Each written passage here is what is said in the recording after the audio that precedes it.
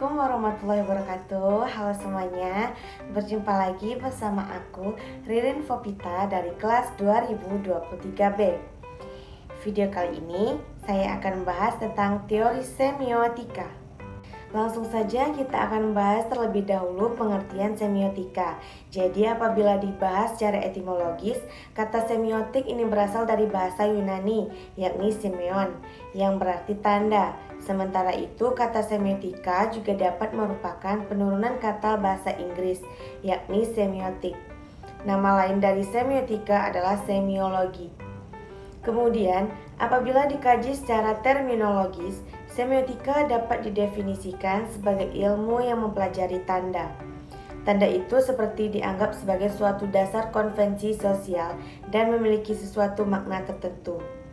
Menurut Tinar Buko 2008, semiotika adalah ilmu yang mempelajari tentang tanda supaya dapat mengetahui bagaimana tanda tersebut berfungsi dan menghasilkan suatu makna.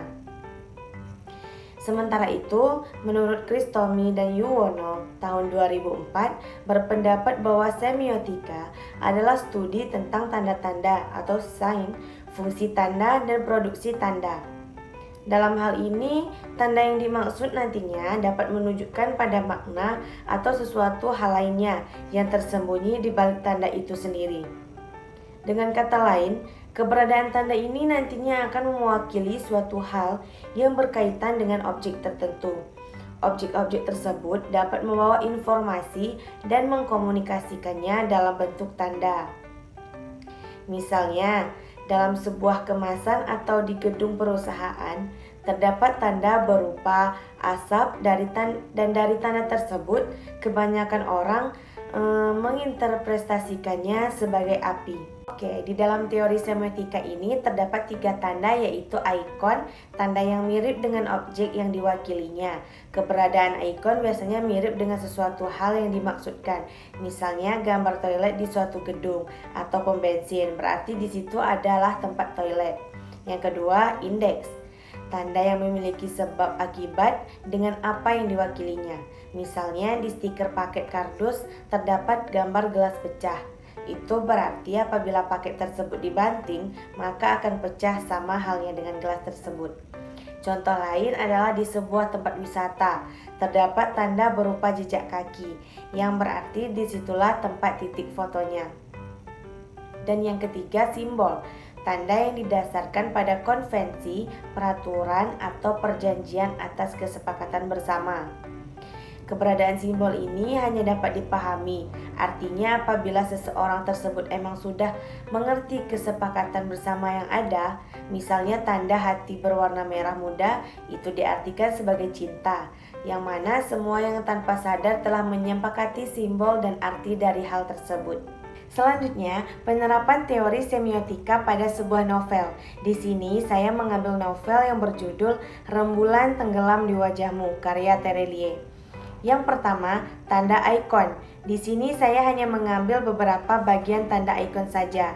Baiklah, tanda ikon yang terdapat dalam novel Rembulan Tenggelam di Wajahmu, yaitu kata yang pertama, bulan, merupakan tanda yang menandakan benda langit yang mengitari bumi bersinar pada malam hari karena pantulan sinar matahari. Kata yang kedua, bintang, merupakan tanda yang menandakan benda langit terdiri atas gas menyala seperti matahari, terutama tampak pada malam hari. Kata yang ketiga, kanak-kanak, merupakan tanda yang menandakan masa prasekolah dengan usia antara 2 sampai dengan 6 tahun.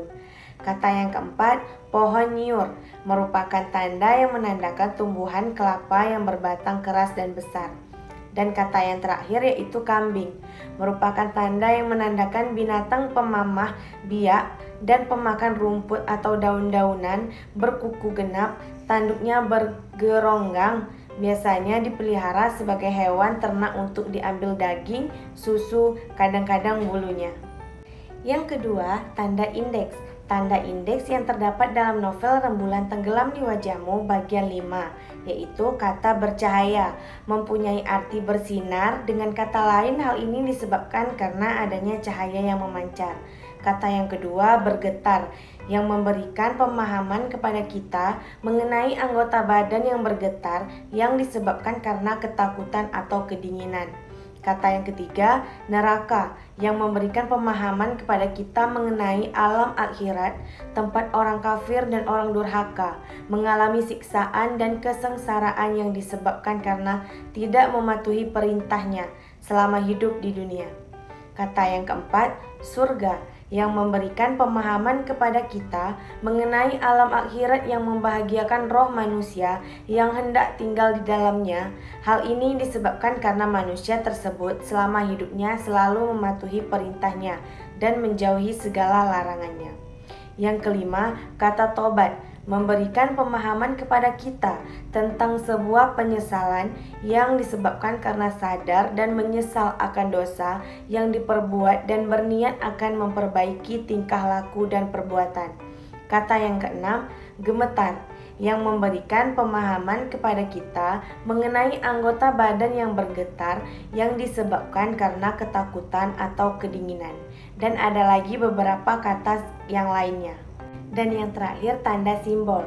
Tanda simbol yang terdapat dalam novel Rembulan Tenggelam di Wajahmu bagian 1, yaitu kata karnaval, yang mempunyai makna pawai dalam rangka pesta perayaan, atau biasanya mengetengahkan bermacam corak hal yang menarik dari yang dirayakan itu.